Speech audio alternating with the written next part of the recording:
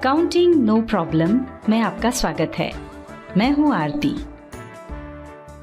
आगे बढ़ने से पहले हमारी आपसे प्रार्थना है, कृपया सोचें, आप डेटा एंट्री ऑपरेटर यानी बाबू बनना चाहते हैं या अकाउंटेंट? आप टैली का अधूरा ज्ञान प्राप्त करना चाहते हैं या उसके विद्वान बनना चाहते हैं? यदि आप अकाउंटेंट या विद्वान बनना चाहते हैं तो हमारा आपसे निवेदन है, इस वीडियो सीरीज की सभी वीडियोस को एक एक करके क्रमानुसार ही देखें। वीडियोस को क्रमानुसार देखने के दो तरीके हैं। पहला है हमारी वेबसाइट द्वारा और दूसरा हमारे YouTube चैनल की प्लेलिस्ट द्वारा।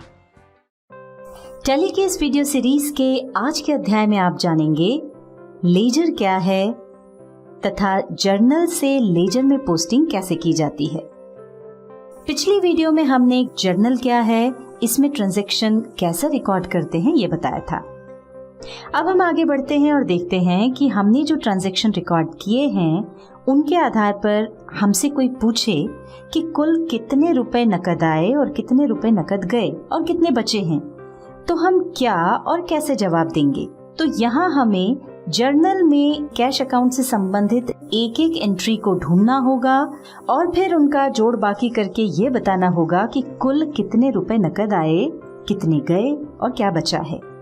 इस तरह की जोड़ बाकी या हिसाब किताब से बचने का स्थायी समाधान है कि हमने जर्नल में जो ट्रांजैक्शन एंट्रीज की हैं उन्हें छांटकर यानी उन्हें क्लासिफाई करके उनकी पोस्टिंग संबंधित अकाउंट में कर दें। इसे एक उदाहरण से समझ लेते हैं।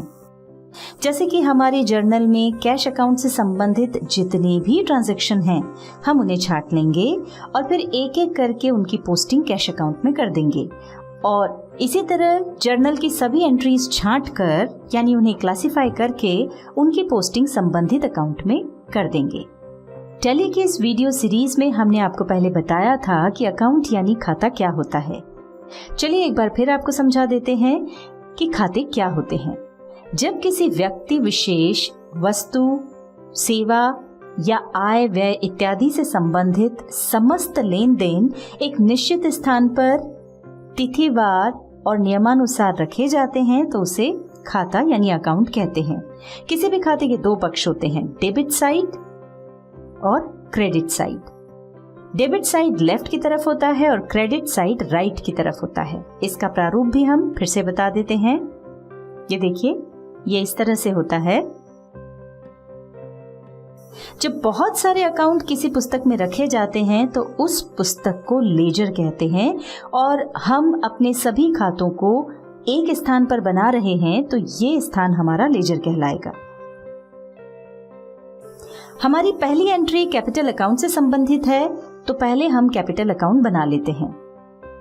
ये देखिए, हमारा कैपिटल अकाउंट बन गया है।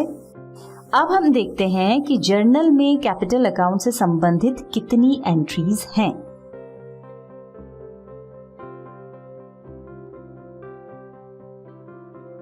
जर्नल में कैपिटल अकाउंट से संबंधित एक ही एंट्री है तो हम उसकी पोस्टिंग कैपिटल अकाउंट में कर देते हैं।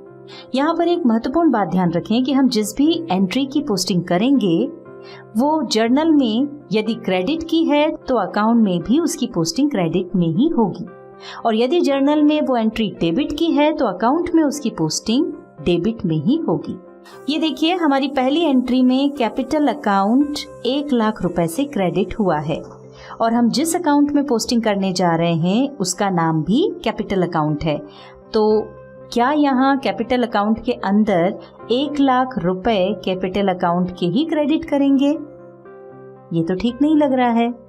और ऐसा करते भी हैं तो इस अकाउंट में देखने से ये मालूम नहीं पड़ता कि हम जिस एंट्री की पोस्टिंग कर रहे हैं उसका प्रभावित होने वाला दूसरा पक्ष कौन सा है।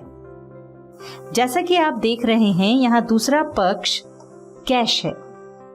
तो इसका समाधान ये है कि हम इसकी पोस्टिंग तो क्रेडिट में ही करें, सिर्फ इस एंट्री के साथ प्रभावित होने वाला जो दूसरा अकाउंट है जो कि यहाँ पर कैश अकाउंट है उसका नाम यहाँ लिख दें। हमने इस एंट्री की पोस्टिंग कर दी है, उसकी पहचान के लिए हम इसका कलर येलो कर देते हैं। अब हम कैश अकाउंट बना लेते हैं और जर्नल में कैश से संबंधित जितनी भी एंट्रीज है उन्हें देख लेते हैं। ये देखिए, कैश से संबंधित सारी एंट्रीज को हमने हाईलाइट कर लिया है। अब हम कैश की पहली एंट्री ले रहे हैं। ये डेबिट की एंट्री है, तो हमें इसकी पोस्टिंग तो कैश अकाउंट में डेबिट में ही करनी है, सिर्फ पर्टिकुलर में हम दूसरे पक्ष का नाम लिख देंगे।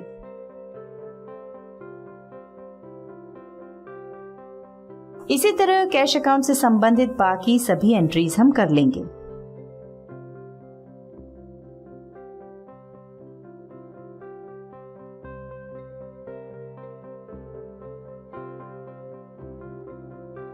हमने कैश अकाउंट से संबंधित सभी एंट्रीज की पोस्टिंग कर ली है और अब इसी तरह बाकी सभी अकाउंट बनाकर उन अकाउंट्स में जर्नल से पोस्टिंग कर देंगे। हमारी जर्नल की सभी पोस्टिंग उनसे संबंधित अकाउंट्स में यानी लेजर में हो गई है।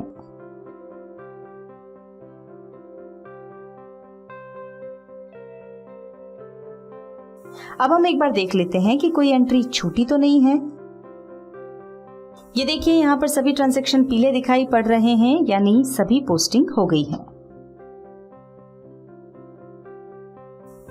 अब हम इन सभी अकाउंट्स के दोनों पक्षों की जोड़ लगा लेते हैं, साथ ही दोनों पक्षों का डिफरेंस भी निकाल लेते हैं। यही डिफरेंस इन अकाउंट्स का बैलेंस कहलाता है। देखिए, कैपिटल अकाउंट में एक ही एंट्री है, इसका मतलब यही इसका बैलेंस है। अब कैश अकाउंट के दोनों पक्षों का जोड़ लगाकर जिस ओर का टोटल ज्यादा है उसमें से कम वाला अमाउंट घटा देते हैं। ये इस खाते का बैलेंस आ गया है।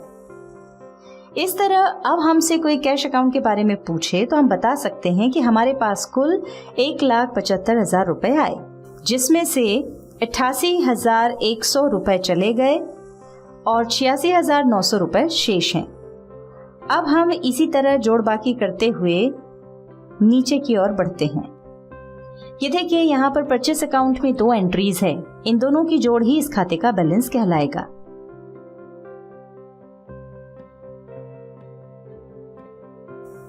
अभी हमने सारे खातों का बैलेंस देख लिया, अब आगे समझते हैं। टैली में हमें पोस्टिंग का काम नहीं करना पड़ता है। जब हम अलग अलग वाउचर के माध्यम से जर्नल एंट्रीज करते हैं तो उसके साथ ही पोस्टिंग भी अपने आप हो जाती है। इसके बाद वाली वीडियो में हम आपको बताएंगे कि ट्रायल बैलेंस क्या है तथा हमने लेजर में जो पोस्टिंग की है उसके आधार पर हम तलपट यानी ट्रायल बैलेंस कैसे बनाते हैं।